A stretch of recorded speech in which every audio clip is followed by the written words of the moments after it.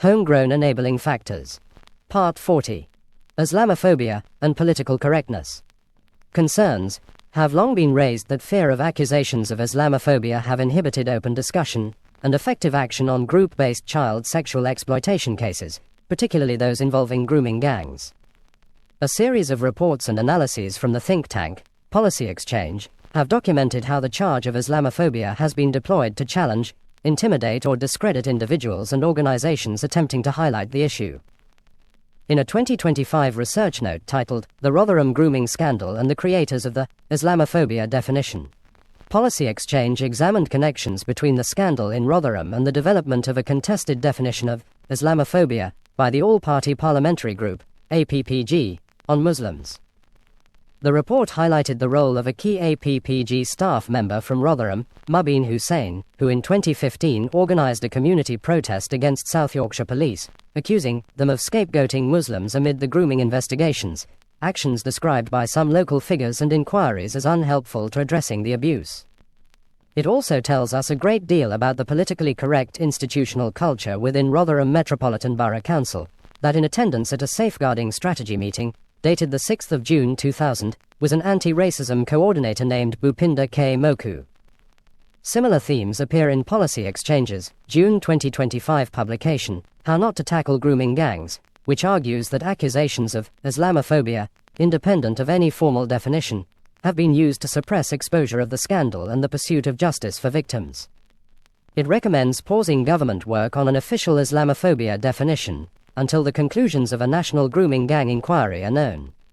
Politicians have echoed these worries in relation to proposed definitions. Shadow Equalities Minister Claire Coutinho has warned that adopting such a definition, particularly one framed as targeting expressions of Muslimness, could intensify a culture of censorship, potentially granting perpetrators greater impunity by making legitimate scrutiny of patterns in grooming cases more difficult or risky for police, authorities, and the public. She has argued that this risks repeating past mistakes, where fear of racist or Islamophobic labels contributed to delayed or inadequate responses. The concern to shield Muslims from criticism at all costs went hand in hand with a more general ideological shift organized around the unquestioning treatment of minorities as special victim groups. Rooted in the left-liberal paradigm of the 1960s, this minoritarian outlook first scored political victories under Harold Wilson's Labour government. In time, tolerance, multiculturalism, and anti-discrimination became highly prized values in elite circles. The law, too, began to foster an environment in which challenging certain minority communities, including Muslim ones, became politically dangerous and even criminal. This enabled the grooming gangs to operate with impunity for years because authorities at every level, as we have seen, feared being labeled racist or Islamophobic more than they feared failing the girls to whom they owed a duty of care. The legal framework that underpinned this paralysis began with the Race Relations Act 1965 and its even stronger successor in 1976. These statutes, designed to combat overt discrimination, were interpreted and expanded in ways that made any discussion of ethnicity or culture in crime patterns hazardous. The Macpherson Report, 1999, following the Stephen Lawrence inquiry, branded the police institutionally racist and introduced a definition of racism so broad that police officers and social workers became terrified of any action that could be construed as targeting ethnic minorities. Across Britain, clear evidence of organized abuse by Pakistani gangs, among other majority Muslim ethnic groups, was ignored because confronting it risked accusations of racism. The fear was not abstract. Senior officers and council staff explicitly cited concerns about so-called community relations and potential race riots as reasons for inaction. The country's transformation was greatly accelerated under Tony Blair's New Labour project, which culminated in the Equality Act 2010. This consolidated and strengthened so-called anti-discrimination protections by adding religion as a protected characteristic alongside race. Combined with hate crime legislation, under Part 3 of the Public Order Act 1986 and the Crime and Disorder Act 1998, it created an environment in which criticizing aspects of Islamic culture or patterns of offending, linked to Muslim communities, could be framed as racial hatred or Islamophobia. Official definitions of Islamophobia promoted by some campaign groups further blurred the line between legitimate concern and blind prejudice. The result was a chilling effect across public institutions. Police forces, social services, and local councils repeatedly chose silence or denial over robust investigation because the political and professional costs of appearing to single out Muslims was deemed too high. The KC National Audit of 2025 confirmed this pattern, noting that authorities shied away from examining ethnicity and culture even when the data pointed overwhelmingly to Pakistani Muslim perpetrators. What went wrong is now painfully clear. The post-war liberal consensus that began with Wilson emphasized diversity, inclusion, and non-judgmentalism as supreme virtues. Multiculturalism replaced national self-confidence as the guiding principle. Long-standing British norms around free speech, child protection, and impartial application of the law were subordinated to the need to avoid offending minority sensitivities at all costs. Liberal elites in media, politics, and the public sector internalized the idea that acknowledging cultural or religious factors in crime was itself a form of bigotry. This mindset actively shielded the grooming gangs by discouraging the very inquiries and interventions that could have saved thousands of children. Until the country rejects the fear of being called racist and restores the courage to name uncomfortable truths, the conditions that allowed these networks to thrive will remain. This inquiry records the damage without apology. The paralysis of our institutions was not some fluke. It was the predictable outcome of decades of legal and cultural changes that placed sensitivity above justice. Part 41. The law. The law of the land has not merely failed the victims of grooming gangs, but actively enabled the perpetrators. For decades, statutes that should have delivered swift, exemplary justice were either ignored, diluted, or deliberately misapplied in a manner that protected organized networks of predominantly Pakistani Muslim men, while leaving thousands of British girls without protection or redress. The legal framework governing organized sexual exploitation, commonly described in public discourse as grooming gangs, is extensive but fragmented. It consists of overlapping criminal offenses, human rights obligations, civil liabilities, and sentencing structures. While Parliament has enacted a broad suite of statutory provisions designed to criminalize sexual exploitation in all its forms, serious questions remain as to whether the law has been sufficiently coherent, proactive, or effective in preventing systematic abuse. At the core of the criminal law response lies the Sexual Offences Act 2003. This statute represents the principal legislative mechanism for addressing sexual exploitation and grooming. It criminalizes a wide spectrum of conduct, ranging from sexual assault by penetration to causing or inciting a child to engage in sexual activity and facilitating sexual exploitation. The Act also contains specific offenses concerning abuse of positions of trust, trafficking for sexual exploitation, and paying for the sexual services of a child. Collectively, these provisions were intended to modernize and consolidate earlier sexual offenses legislation. However, their practical operation in cases involving organized exploitation has often revealed structural limitations. The statutory framework presumes that the criminal justice system will detect and intervene early in abusive patterns of conduct. In practice, many cases of organized abuse have involved prolonged periods during which victims were groomed, trafficked, and repeatedly assaulted without meaningful intervention by authorities. Subsequent legislation, including the Serious Crime Act 2015, expanded the concept of sexual exploitation to encompass a broader range of behaviors, including non-contact abuse and technologically facilitated exploitation. This expansion reflected an evolving understanding of grooming as a process rather than a single criminal act. Nevertheless, legislative reform has largely been reactive. It has tended to follow public scandals rather than anticipate systemic patterns of abuse. As a result, the legal framework often appears to be piecemeal rather than strategically designed. In cases involving organized sexual exploitation, prosecutors frequently rely on a constellation of offenses rather than any single overarching charge. Perpetrators may be convicted of conspiracy to sexual assault, trafficking for sexual exploitation, arranging child prostitution, and a variety of associated offenses, including drug supply and false imprisonment. Such cases demonstrate that the criminal law is capable of imposing severe sentences, including life imprisonment, where the offending is particularly grave. Yet these outcomes tend to occur only after extensive investigations and multiple failures of early intervention. The law's capacity to punish extreme wrongdoing is therefore clear, but its capacity to prevent such wrongdoing remains contestable. Another critical dimension concerns trafficking and modern slavery legislation. The Modern Slavery Act 2015 criminalizes human trafficking for sexual exploitation and provides for life sentences in the most serious cases. The intention in passing it was to recognize that organized sexual exploitation frequently involves coercion, movement of victims, and exploitation for profit. However, critics argue that the conceptual overlap between trafficking offenses and traditional sexual offenses has sometimes created uncertainty in charging decisions. The distinction between trafficking and exploitation is not always straightforward, particularly when victims are groomed into apparent compliance rather than transported by force. This ambiguity may complicate prosecutions and reduce the deterrent effect of the law.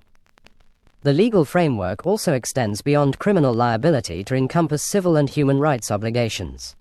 Article 3 of the European Convention on Human Rights imposes a positive duty on the state to investigate credible allegations of serious sexual assault. Courts have held that systemic failures in investigation may constitute breaches of fundamental rights, even where perpetrators are ultimately prosecuted. This principle is of particular significance in organized exploitation cases, where victims have frequently alleged prolonged institutional inaction. The law, therefore, recognizes that state authorities may bear responsibility not only for direct wrongdoing, but also for failures to prevent or respond to grave abuses. Despite this extensive legal architecture, the operation of the law in practice has been inadequate. One recurring criticism is that the legal framework places significant emphasis on individual criminal acts while insufficiently addressing patterns of organized exploitation. Grooming gangs typically operate through networks characterized by manipulation, coercion, and economic exploitation. The law's traditional focus on discrete offenses can obscure the systemic nature of such conduct. Although conspiracy and trafficking offenses partially address this gap, there remains no single statutory offense that fully captures the phenomenon of organized sexual exploitation as a distinctly structured form of criminality. A further difficulty lies in evidential challenges. Grooming often involves psychological manipulation that undermines the credibility of victims in the eyes of investigators and juries. The legal concept of consent remains central to many sexual offenses, yet it can be ill-suited to situations involving vulnerable children, conditioned by their abuses to acquiesce. While courts have recognized that apparent consent may be illusory in such contexts, the statutory framework continues to rely heavily on more straightforward forms of evidence. This has, at times, created barriers to prosecution and contributed to perceptions that the law inadequately reflects the realities of coercive exploitation. Moreover, the law's reliance on post hoc punishment raises broader questions about preventative capacity. Statutory offenses are designed to respond once exploitation has occurred or is imminently planned. Preventative mechanisms such as risk orders and safeguarding duties exist, but their effectiveness depends on institutional vigilance and interagency cooperation. Where such cooperation fails, the legal framework offers limited remedies beyond retrospective accountability. This is insufficient to address organized exploitation that occurs over extended periods. Part 42. Failure to invoke existing sentencing powers. The Crime and Disorder Act 1998 and Sentencing Council guidelines explicitly permit, and in cases of demonstrated hostility require, an uplift in the imposed sentence where an offense is aggravated by racial or religious hostility. Evidence in grooming gang trials has repeatedly shown precisely this. Victims described as white slags, white trash, cuffy ear bitches, or told they were only good for men like me to fuck and use like trash. Perpetrators shouted Allahu Akbar and boasted of racial supremacy. Yet, as far as available public records are concerned, racial aggravations have never once been invoked against anti-white grooming gangs, either by prosecutors or judges. This is in stark contrast to what tends to happen whenever white criminals are held to account for interracial crimes. Prosecutors did not hesitate, for instance, to pursue aggravating charges against Darren Osborne, after he murdered a crowd of Muslims with his van in 2017. Sentencing Osborne to life imprisonment with a minimum tariff of 43 years, the judge cited Schedule 21 to the Criminal Justice Act 2003 to confirm that a murder done for the purpose of advancing a political, religious, racial or ideological cause counted alongside a terrorist connection as an aggravating factor in Osborne's crime. Sentences in grooming gang cases, meanwhile, have remained at the lower end of the scale, often 4 to 12 years for men convicted of sexually abusing dozens of children over years, rather than the life sentences or 20-plus-year tariffs the offending merited. Shadow Minister for Justice, Kieran Mullen, drew attention at our hearings to the fact that many of those involved in grooming gangs serve as little to a third to half of their sentence. Worse still, foreign national perpetrators, many from Pakistan and other Muslim-majority countries, were rarely deported after sentencing despite clear powers under the UK Borders Act 2007. Instead, they were housed, fed, and upon release allowed to re-offend or return to their communities. In the Quilliam Foundation's analysis of 264 convictions, 2005 to 2017, the overwhelming majority of perpetrators received terms that bore no relation to the lifetime harm inflicted. Even in high-profile cases, such as Rotherham and Rochdale, ringleaders received effective tariffs that allowed release after serving less than half their sentence. This leniency persisted despite the organized, predatory, and repeated nature of the crimes. Part 43. Cultural Defences and Judicial Relativism. British courts repeatedly allowed cultural background to function as a de facto mitigating factor. In one Bristol case documented in the Quilliam report, a defendant argued that forcing a girl to have sex with his friends was simply Somali culture and tradition. In Rotherham, another claimed Western girls' clothing invited and provoked abuse. These arguments were entertained rather than dismissed outright. Judges and defense counsel cited cultural sensitivity to avoid empowering the far right or damaging community cohesion, the very phrase used in the Casey Review, to explain why cases were shelved pre-2012. The result is that men who viewed white British girls as subhuman property received discounts unavailable to any other category of offender. This is not justice under the law of the land.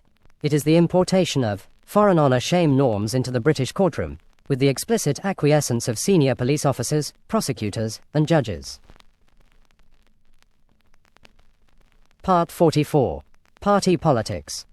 As Ayan Hirsi Ali told this inquiry, centre-left parties viewed Muslim voting blocs as a protected base, and aggressive prosecution or deportation risked losing those votes. Chronic electoral dependence on such blocs thus paralysed far too many levels of government. Political actors across the board, national, local, and devolved, knew about the organised grooming gangs for decades yet put electoral survival, so-called community relations, and fear of racism accusations before child protection. Labour Party figures proved especially guilty of making electoral calculations, where they should have been looking out for the nation's children. Combined with demographic shifts in swing seats, this got in the way of concerted action. Scotland refused to hold its own inquiry before finally caving in February 2026. It continues to fail to record offender ethnicity or create specific child sexual exploitation markers. Early warnings from the 1980s onwards went ignored because addressing the offending risked political cost. Politics placed retention of power above the safety of children, allowing the gangs to operate with impunity for decades. Politicians received direct briefings, sat in multi-agency meetings, read internal intelligence and still denied knowledge, blocked inquiries, and silenced critics in order to cleave to Muslim voting blocs. This was not ignorance of the crimes, but calculated, repeated, nationwide abandonment of children. Part 45. The Labour Party. The Labour Party bears primary responsibility for the longest and most deliberate cover-up. As the former Conservative councillor Liam Billington emphasised to our inquiry, Labour-dominated local councils and MPs repeatedly prioritised electoral dependence on Pakistani Muslim communities, above the safety of children. Jess Phillips MP and Naz Shah MP maintained public silence on the ethnic and religious patterns of the gangs while their constituencies suffered. Evidence shows Labour politicians prioritised avoiding far-right empowerment narratives and ensuring so-called community relations over protecting victims. In Oldham, Labour councillors and leadership received one of our whistleblower, social workers' disclosures on trafficking inside council-run and semi-independent units, yet retaliated against the whistleblower and took no remedial action. The same pattern occurred in Rotherham, Rochdale, Telford, Burnley, and Peterborough. Labour councils surrendered streets, ignored parental reports, and allowed perpetrators to operate, among other reasons because Muslim voting blocs were electorally vital. Former detective constable and Rochdale grooming gang whistleblower Maggie Oliver has criticised the Mayor of Greater Manchester, Andy Burnham, with whom Oliver herself has worked, for failing to piece together a full picture of the information necessary to combat the grooming gangs that still operate in his area. Despite ordering some preliminary independent reviews into CSE across Manchester, Burnham stands accused of focusing exclusively on the failures of the past. Oliver is on record further, suggesting that 2 trustworthy reviewers resigned from the final phase of Burnham's inquiry, dealing with the years 2019 to 2025, because they were blocked by Greater Manchester Police from accessing vital documents and speaking to some survivors. As Oliver puts it, quote, "What I had come to see and believe is that, whilst the PR machine was wheeled out very well, about what was already in the public arena, when it comes to leadership and courage and gripping what is going on now, unfortunately he, Burnham, turned away. We missed a huge opportunity to bring changes that are needed. Even reviews that did produce valuable findings have seldom been followed by decisive action." Commissioned in 2017, Burnham's limited independent review concluded that authorities had failed to protect children from paedophile gangs in Manchester, Oldham, and Rochdale. However, no officers were fired or stripped of their pensions for the historic failings exposed. Nor has Burnham exercised his powers as police and crime commissioner, a position he automatically holds as an extension of his mayoralty, to prosecute any of the officers found to have failed the victims of predatory gangs. Labour politicians did not merely fail to act, but actively denied that the problem existed, smeared those raising alarms, and blocked local inquiries that would have revealed the full scale. They sacrificed thousands of white working-class girls to its electoral alliance with Pakistani Muslim communities and to the general reputation of multiculturalism among the public.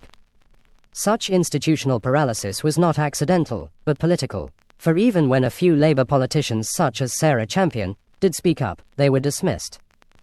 In Rotherham, Rochdale, Oxford, Telford, and dozens of other towns, Labour-controlled councils and police forces repeatedly shelved investigations, threatened whistleblowers with racism accusations, and instructed officers not to record the ethnicity of perpetrators. The 2014 J report exposed how Labour councillors and senior officials in Rotherham dismissed the systematic sexual abuse of 1,400 girls because to do otherwise risked alienating the Pakistani community. This pattern was repeated nationwide. This betrayal continued into government. In January 2025, Labour MPs voted en masse against a Conservative amendment calling for a national statutory inquiry into grooming gangs. The amendment was defeated by 364 votes to 111. Sir Keir Starmer and his frontbench abstained or opposed the measure, dismissing public concern as far-right agitation. It took sustained external pressure, including the damning Casey national audit, this independent inquiry and public outrage, to force a U-turn in June 2025. Even then, the government watered down local inquiries, with reports that plans for 5 separate reviews were quietly dropped to avoid offending Pakistanis. Jess Phillips, appointed safeguarding minister, had much to do with this show of contempt by the Labour Party. Survivors resigned from her victim panel in disgust, condemning the process as a sham. Phillips apologised for delays, but retained the full backing of Sir Keir Starmer. Under her watch, ethnicity recording remains patchy and the anti-white aspect of these horrendous crimes continues to be downplayed. This is the same Labour Party that has consistently weaponized accusations of Islamophobia to silence anyone who stated the obvious, that the gangs were, and remain overwhelmingly Pakistani Muslim men. As a result, the nation has suffered decades of state-enabled child sexual assault on an industrial scale. Part 46. National Inquiry. The Labour government's so-called independent inquiry into grooming gangs, announced in December 2025, and chaired by Baroness Anne Longfield, is a masterclass in institutional evasion. Its draft terms of reference, finalised in March 2026, deliberately confine the scope to group-based child sexual exploitation and abuse in a handful of relevant local areas. The inquiry is explicitly time-limited, targeted and proportionate, and framed as an exercise in examining failures in practice and obstruction by statutory services.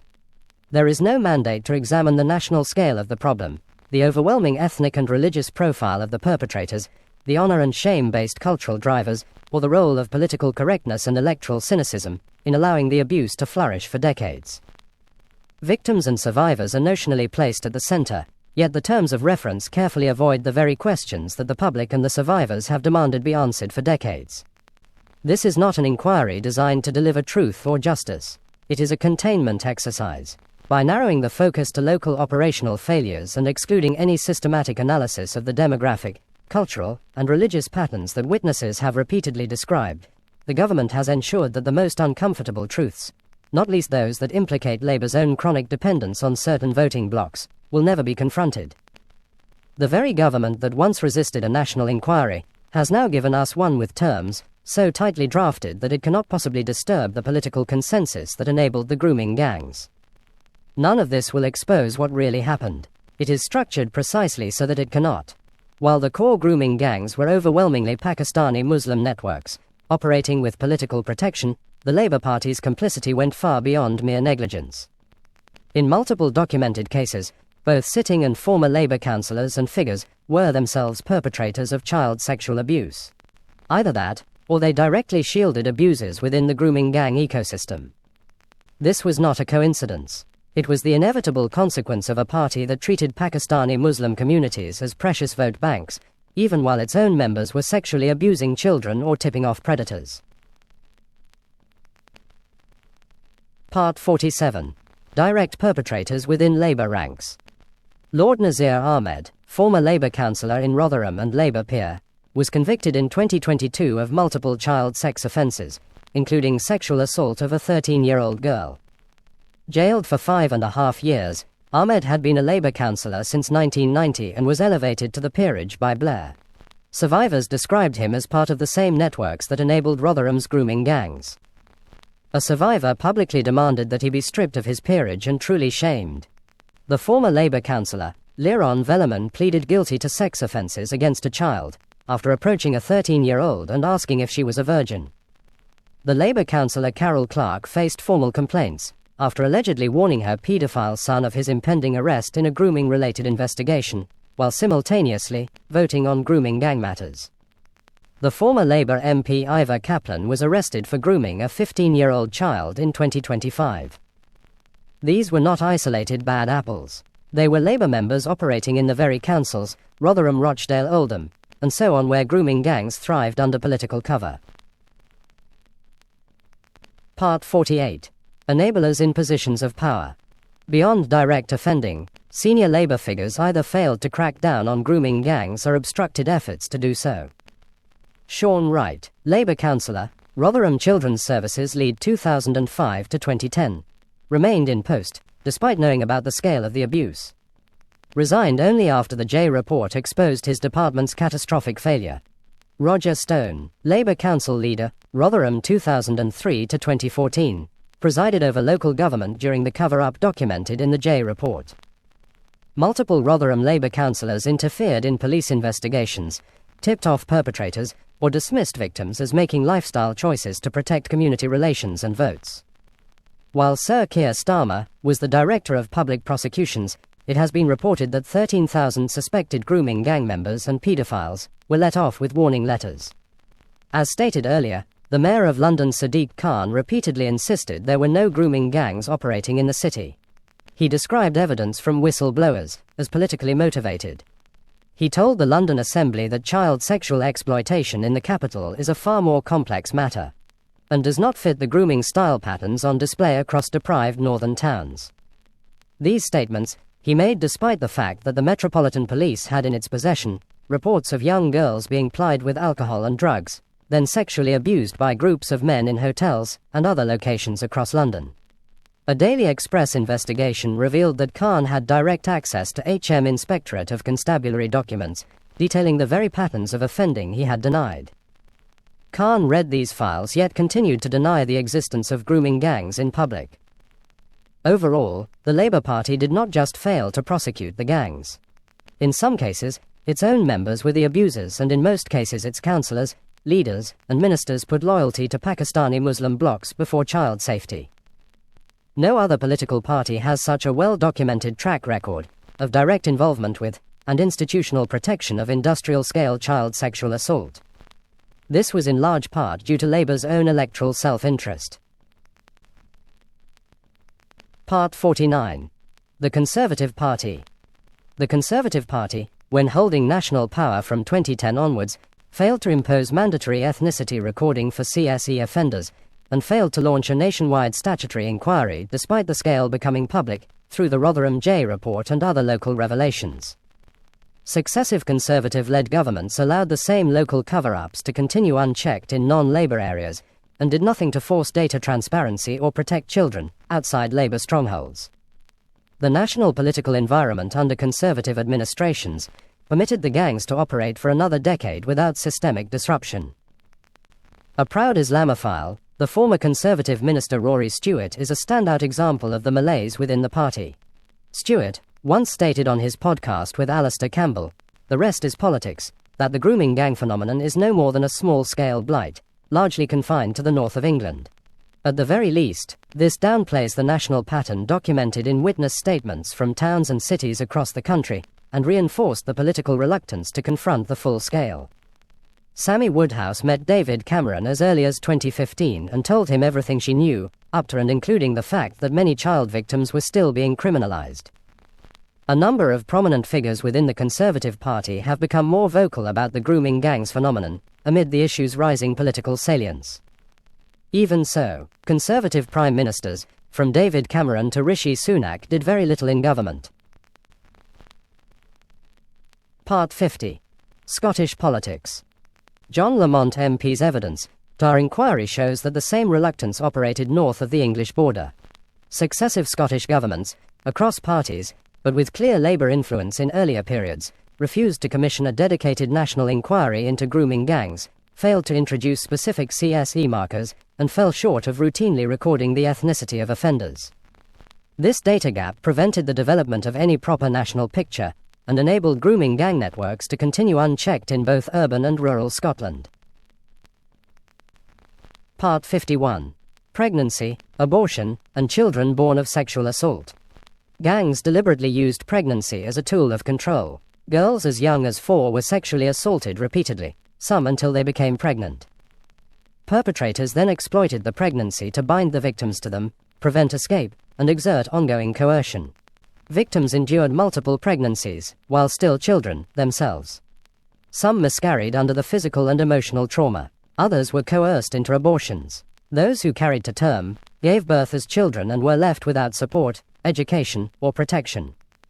Many of these victims had, themselves, been born of sexual assault to mothers who suffered identical exploitation. The state would often remove the babies for adoption, or place them into the same failing care system, while leaving the young mothers in the environments where the abuse continued. Intergenerational trauma became institutionalized.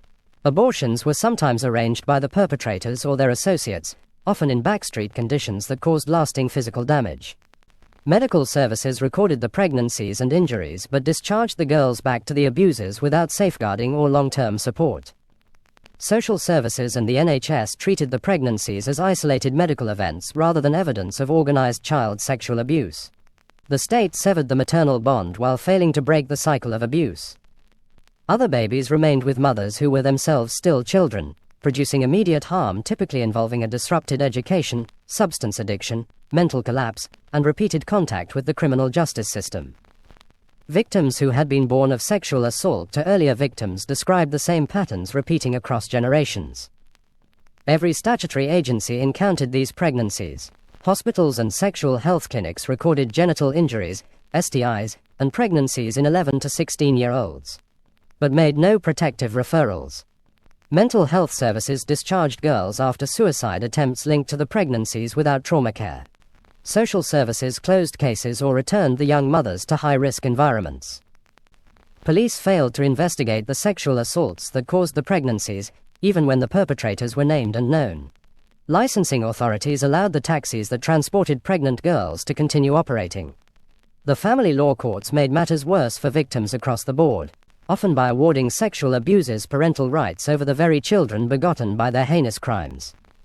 In some cases, such abusers have even been allowed to apply for a contact order to meet their grandchildren.